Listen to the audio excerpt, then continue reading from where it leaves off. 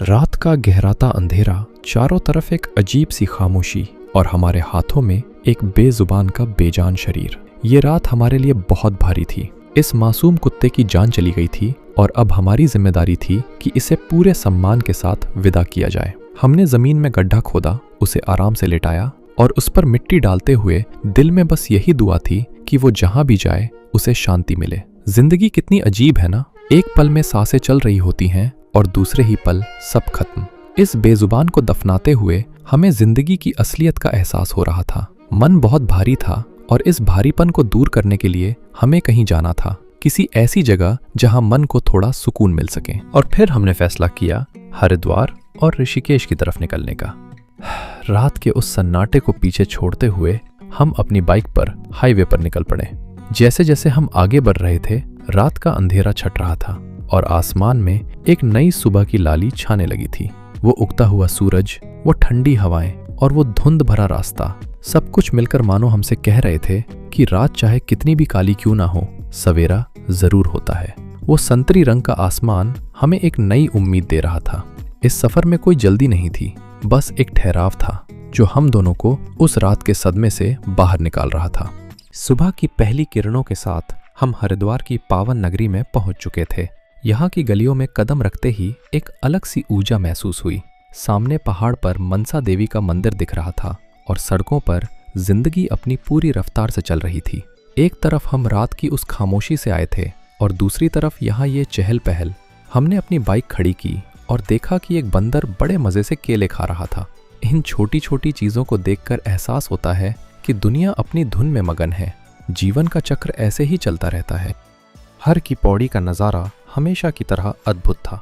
हर तरफ श्रद्धालु, मंदिरों की घंटियां और माँ गंगा की बहती हुई धारा। लेकिन यहाँ हमारे साथ एक बहुत ही अजीब और मज़ेदार किस्सा हुआ। हम बस शांति से बैठे थे कि तभी एक आंटी आई और उन्होंने बिना मांगे हमारे हाथ में 2 छोटे छोटे ग्लास पकड़ा दिए और बोली, इन्हें गंगा में डालो, तुम्हारी सारी मनोकामनाएं पूरी होंगी।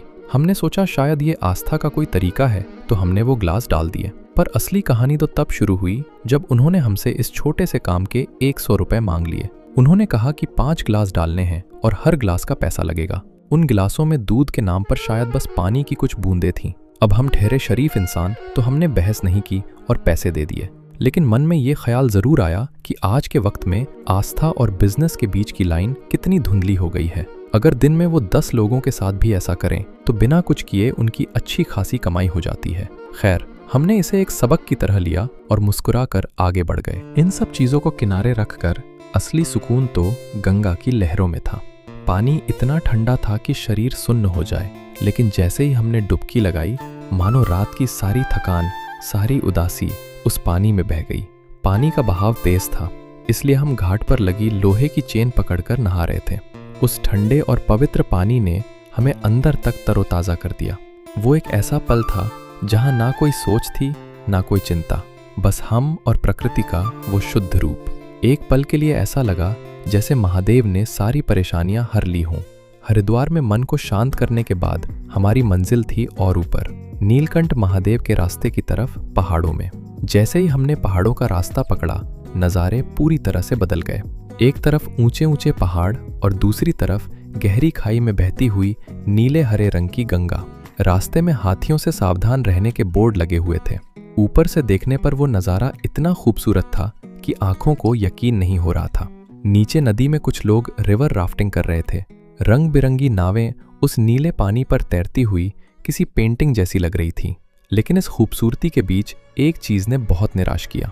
सड़क किनारे और खाइयों में फेंकी गई प्लास्टिक की बोतलें और कचरा। प्रकृति हमें इतना कुछ देती है, इतनी शांति देती है, और हम बदले में उसे क्या दे रहे हैं? ये सवाल मेरे मन में बार बार आ रहा था कि हम इंसानों को इस जन्नत जैसी जगह की कद्र क्यों नहीं है।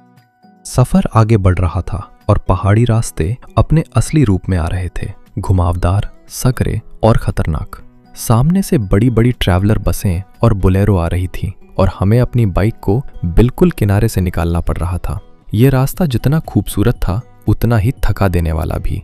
मेरे दोस्त के पैर में लगातार बाइक चलाने की वजह से क्रैम्प भी आ गया था। लेकिन जब आप किसी खूबसूरत मंजिल की तरफ बढ़ रहे होते हैं, तो रास्ते की ये छोटी मोटी तकलीफें मायने नहीं रखती। जैसे ही हम और ऊपर पहुंचे, सामने सीढ़ीदार खेतों का वो मनमोहक नजारा था। एक तरफ नीले आसमान की चादर और नीचे हरियाली से भरे शांत पहाड़। ये सफर महज एक रोड ट्रिप नहीं था। रात के उस दुखद पल से लेकर हरिद्वार की शांति और फिर पहाड़ों की इस ऊंचाई तक हमने कुछ ही घंटों में जिंदगी के कई रंग देख लिए थे। एक बेजुबान की मौत ने हमें जिंदगी की असली कीमत समझाई और इन वादियों ने हमें सिखाया कि चाहे कुछ भी हो जाए, जिंदगी को बस बहते रहना चाहिए, बिल्कुल नीचे बहती उस गंगा की तरह। आखिरकार हम अपनी मंजिल तक पहुंच ही गए, इन कठिन रास्तों को पार करते हुए। और सामने थे नीलकंठ महादेव, जहां हर थकान एक सुकून में बदल गई, हर सांस एक प्रार्थना बन गई। ये सफर सिर्फ रास्तों का नहीं था, ये एक एहसास था महादेव के करीब आने का। हर हर महादेव। नेक्स्ट वीडियो के लिए सब्सक्राइब कर लेना।